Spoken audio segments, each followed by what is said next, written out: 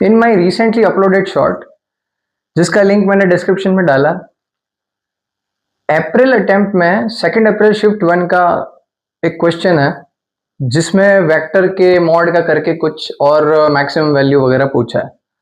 तो उसको मेथड से अप्रोच करें तो क्वेश्चन सॉल्वेबल है, नॉट अ बिग डील। लेकिन बहुत आसानी से वो चीज़ यूज़ करके जो मैंने शॉर्ट में यूज़ किया है उसको किया जा सकता है। अब वो कंसेप्ट एक बहुत ही पावरफुल इनइक्वालिटी से बिलोंग करता है, और ये इनइक्वालिटी ऐसी है जिसमें एक्सटेंसिवली जेईई के अंदर कहीं ना कहीं क्वेश्चन देखने को मिल जाता है, और इस कंसेप्ट को सीखना भी like something powerful in your tool. तो उसके लिए इमेजिन करो 2 वेक्टर है, लाइक एक वेक्टर ए है a1 i cap plus a2 j cap, and another vector b that is b1 i cap plus b2 j cap। इनका dot product बहुत ही आसान है, तो अगर इनका डॉट प्रोडक्ट करते हैं तो जनरल डॉट प्रोडक्ट का रिजल्ट हमें ये सजेस्ट करता है कि वो mod A mod B cos theta के बराबर होगा। अब क्योंकि कॉस थीटा की रेंज -1 से 1 है, तो डॉट प्रोडक्ट की मिनिमम वैल्यू आएगी माइनस का मॉड ए मॉड बी, और मैक्सिमम वैल्यू आएगी मॉड ए मॉड बी। यानी कि जब कॉस -1 दे दे और जब कॉस 1 दे दे, तो ये जो डॉट प्रोडक्ट है, डॉट प्रोडक्ट की अपनी खुद की रेंज कॉस की वजह से यहां से यहां रहेगी। तो डॉट प्रोडक्ट की मैक्सिमम वैल्यू आएगी दोनों वेक्टर्स का डायरेक्ट मॉड मल्टीप्लीकेशन, और मिनिमम वैल्यू उसी का ही नेगेटिव। अगर हम डॉट के स्क्वायर को एनालाइज करें तो लाइक a डॉट बी का स्क्वायर है, तो ऑफ कोर्स इस क्वांटिटी का भी स्क्वायर हो जाएगा। तो कॉस स्क्वायर थीटा की रेंज अब -1 से 1 नहीं रह के 0 to 1 जाएगी, मिनिमम 0 देन मैक्सिमम 1।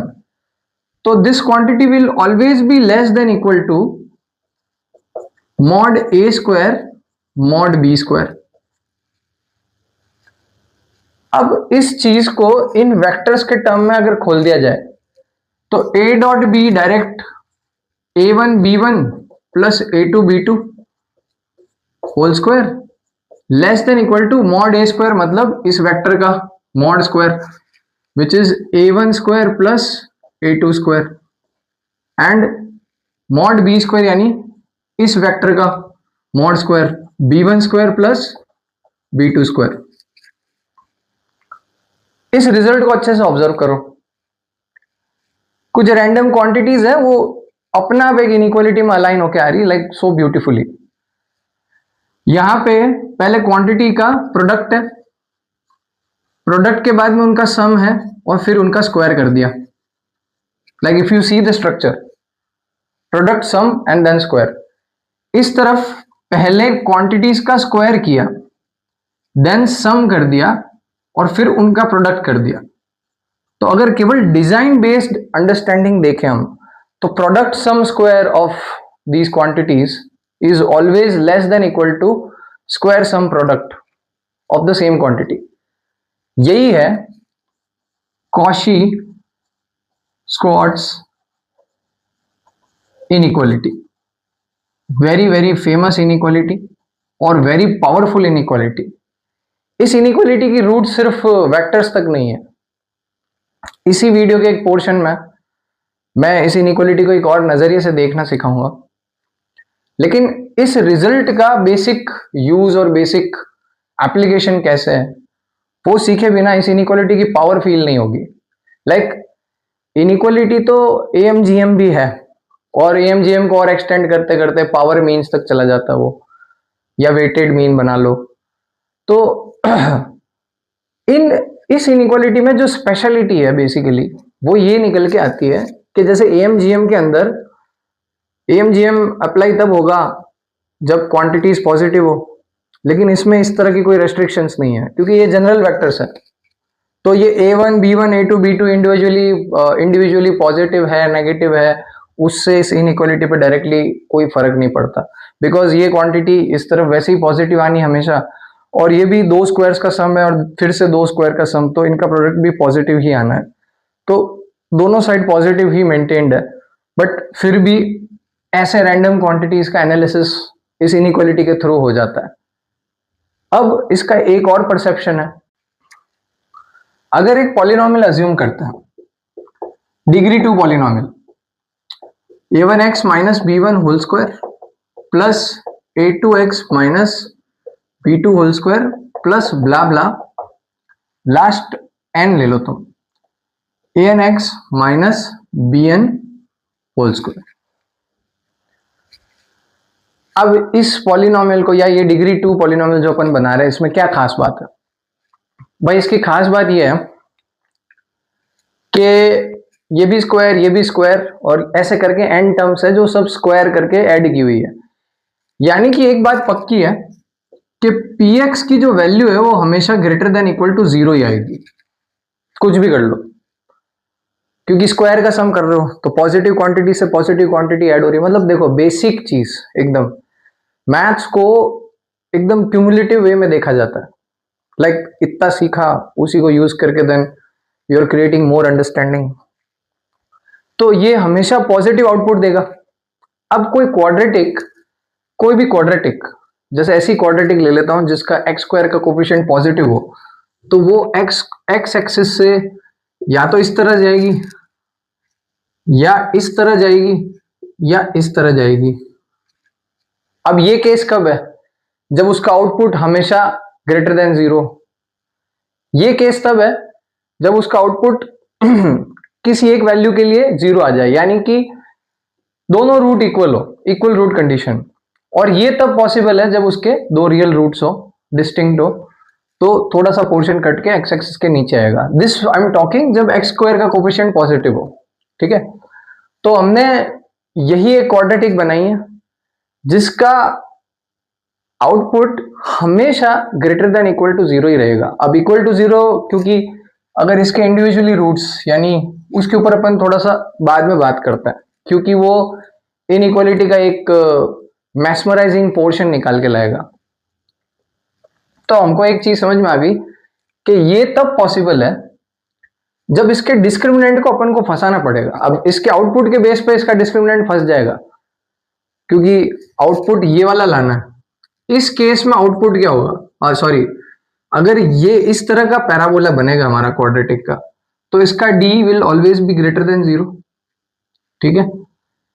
इस तरह का अगर पैराबोला बनेगा जिसका आउटपुट हमेशा पॉजिटिव आ रहा है या किसी एक वैल्यू के लिए 0 आ जाए, तो इस केस में discriminant less than equal to 0 रखना पड़ेगा, और इस केस में d लेस देन 0 ही रहेगा। तो हमारा केस ये वाला है, मतलब कि इस पॉलिनोमियल का जो डिस्क्रिमिनेंट है वो डिस्क्रिमिनेंट हमेशा लेस देन इक्वल टू 0 ही रहेगा, ठीक है। तो इसका डिस्क्रिमिनेंट कैसे बनाएंगे, सोचो। अगर मैं इसको एक्सपेंड करके जनरल वे में लिखूं तो डायरेक्ट एक एक टर्म तो लिखने की जरूरत नहीं है अपन को। तो अगर इसका होल स्क्वायर अगर ऑब्जर्व करो तो उसमें a1 स्क्वायर टर्म आएगी, और a1 square x square, constant में b1 स्क्वायर आएगा, बीच में माइनस का 2a1 b1 x। Similarly in सब में वैसे ही चलेगा। तो जो एक्स स्क्वायर का कोफिशिएंट है वो basically a1 square plus a2 square करते करते ऐसे an स्क्वायर तक जाएगा, और जो x का कोफिशिएंट है that will be like minus 2 a1 b1 plus a2 b2, और ऐसे करते करते वो an bn तक जाएगा। और जो अगला टर्म है इसका, द कांस्टेंट वन, उसके अंदर क्या मिलेगा, b1 square plus b2 square, और करते करते लास्ट में bn स्क्वायर। अब इसका डिस्क्रिमिनेंट मतलब एक्स स्क्वायर का जो कोफिशिएंट है वो ये है, x का कोफिशिएंट ये है, और कांस्टेंट ये है। यानी कि डिस्क्रिमिनेंट अगर मेरे को बनाना है तो b स्क्वायर माइनस 4ac, यानी कि ये वाले का स्क्वायर और इन दोनों का 4 टाइम्स प्रोडक्ट। तो 4 time a1 b1 plus A2 B2 ऐसे करते करते AN BN और इसका स्क्वायर, क्योंकि 4B²,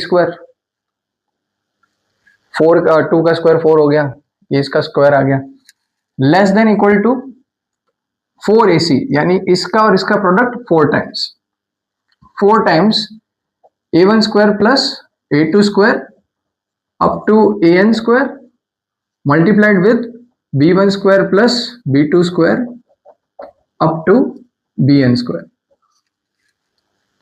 अब ये 4 से 4 डिवाइड हो गया इस तरफ।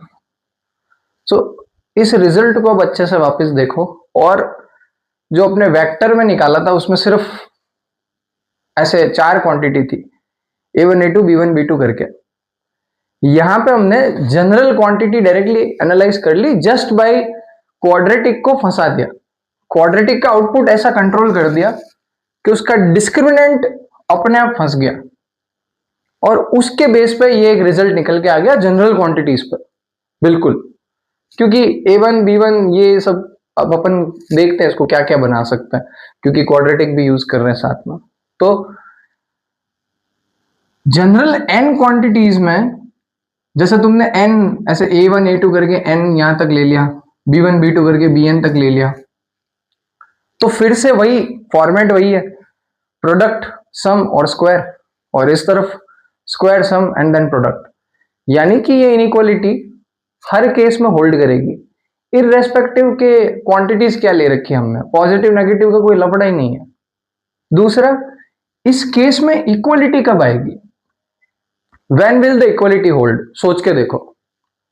इक्वालिटी होल्ड करने का मतलब, अब ये कनेक्टेड किससे, इस सारी चीज का कनेक्शन इस चीज से हुआ, यानी कि इन शॉर्ट एक चेन कनेक्शन D के ऊपर आ गया।